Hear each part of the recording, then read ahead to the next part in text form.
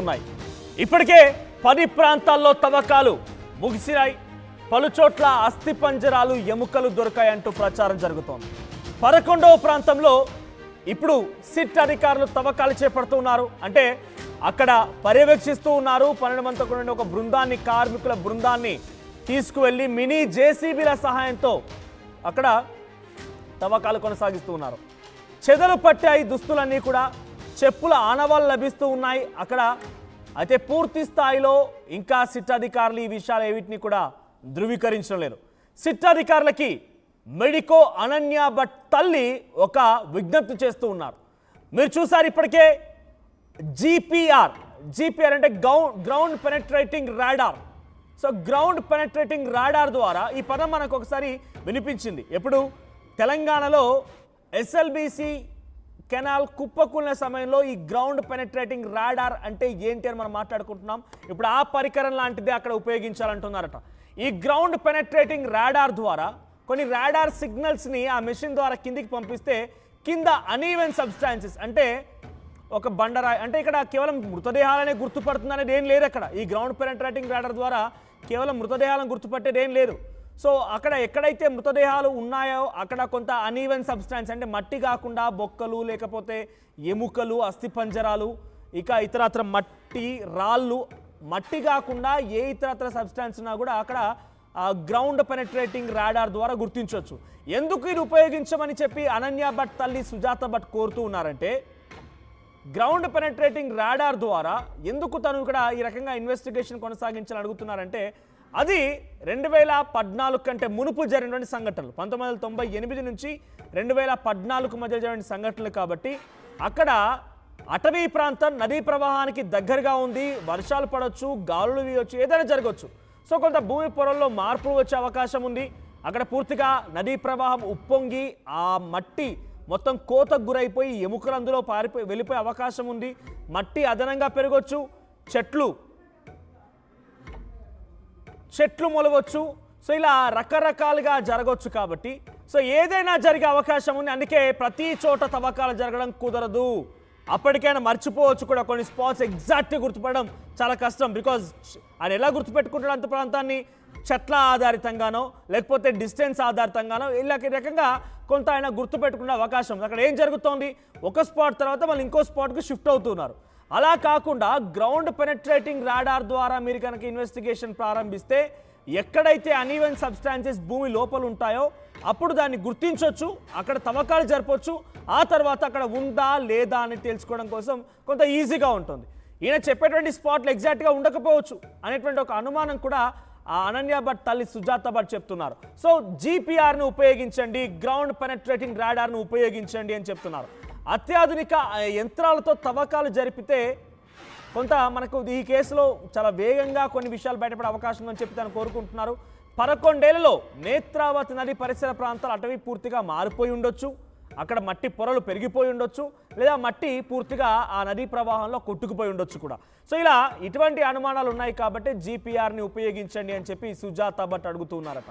ఇంతకీ ఈ సుజాత భట్ ఎవరు అంటే, అనన్య భట్ ఒక మెడికల్ స్టూడెంట్. 2013లో వెస్ట్ బెంగాల్ నుంచి తను ధర్మస్థల ఆలయానికి దర్శనార్థం వచ్చింది.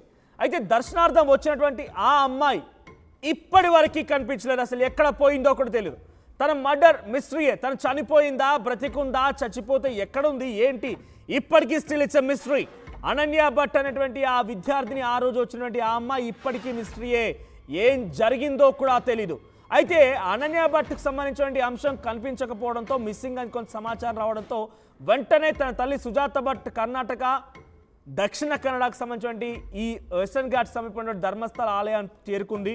అక్కడ సుజాత భట్ తన కూతురు ఫోటో పట్టుకొని మొత్తం ఈ అమ్మాయి ఎక్కడైనా కనిపించిందా అని చెప్పి వెతకడం ప్రారంభించింది.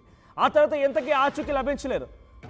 ఒక 2-3 రోజులు అక్కడ వెతకసాగిన తర్వాత కొందరు వ్యక్తులు తనపై దాడి చేశారు. గుర్తు తెలియని దుండగులు తనని దాడి చేసి పూర్తిగా ఆమె అపస్మారక స్థితిలోకి వెళ్ళిన తర్వాత చచ్చిపోయిందేమోనని చెప్పి భావించి అక్కడ వదిలేసి వెళ్ళిపోయారట.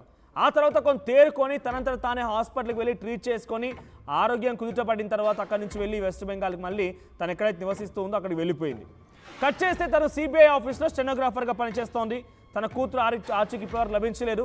సో తను వెతుకుతూ ఉండగా కొందరు వ్యక్తులు అక్కడ చూసిన వారు, ఈ ఫోటో గమనించిన వారు ఏం చెప్పారట అంటే, ఎస్ ఈ అమ్మాయిని మేము చూసాము, ఈ అమ్మాయిని ఎస్కాట్ చేస్తూ ఆలయం లోపలికి తీసుకువెళ్ళడం మేము చూసాము అని చెప్పేటువంటి మాటని ఆ కొందరు స్థానికులు ఆ తల్లికి చెప్పారట.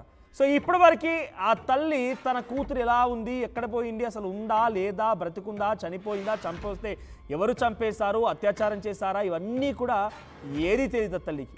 సుమారుగా వారం 10 రోజుల పాటు అక్కడ వెతికింది. తర్వాత సిబిఐ ఎంక్వైరీ డిమాండ్ చేసింది. సిబిఐ ఎంక్వైరీ ప్రారంభించారు. రకరకాల ఎంక్వైరీలు జరిగాయి, but of no use. Enquiries అన్నీ జరిగాయి కానీ బట్ ఆఫ్ నో యూజ్, ఎటువంటి యూజ్ లేకుండానే ఆ ఎంక్వైరీస్ అన్ని ముగిసిపోయాయి. సో ఇప్పుడు ఆ అనన్య భట్ తల్లి మళ్ళీ ఏం డిమాండ్ చేస్తున్నారు, because is aware of technical aspects. ఎందుకంటే సిబిఐ ఆఫీసర్ స్టెనోగ్రాఫర్గా పనిచేస్తుందంటే తనకు ఎంతో కొంత ఈ ఇన్వెస్టిగేషన్ పైన నమ్మకం ఉండడం కానీ, ఇన్వెస్టిగేషన్ ఎలా చేయాలనేటువంటి ఒక అవగాహన ఉండడం తనకు ఉంది. సో కాబట్టి తను ఏమడుగుతోంది, జీపీఆర్ని తీసుకురండి, గ్రౌండ్ పెనట్రేటింగ్ రాడార్ని తీసుకురండి.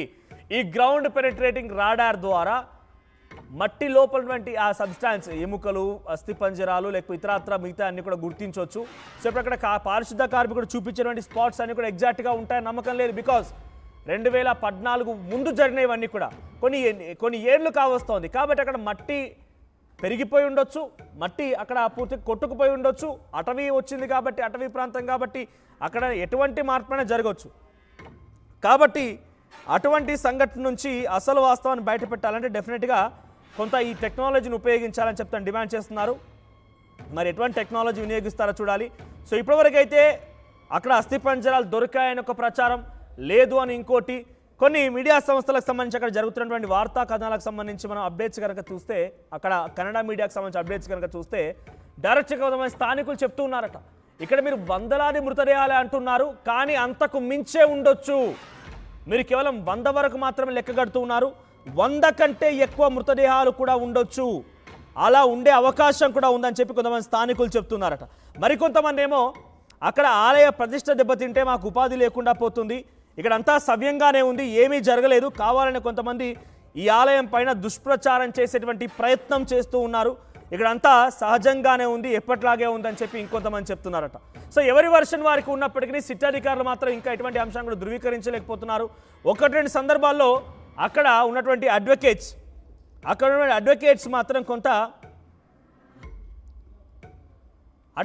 మాత్రం వారంతా కలిసి కొన్ని లేఖల ద్వారా వారు వివరంగా అక్కడ జరిగిన అంశాలపైన కొన్ని అంశాలని బయటకు చెప్పే ప్రయత్నం చేస్తున్నారు.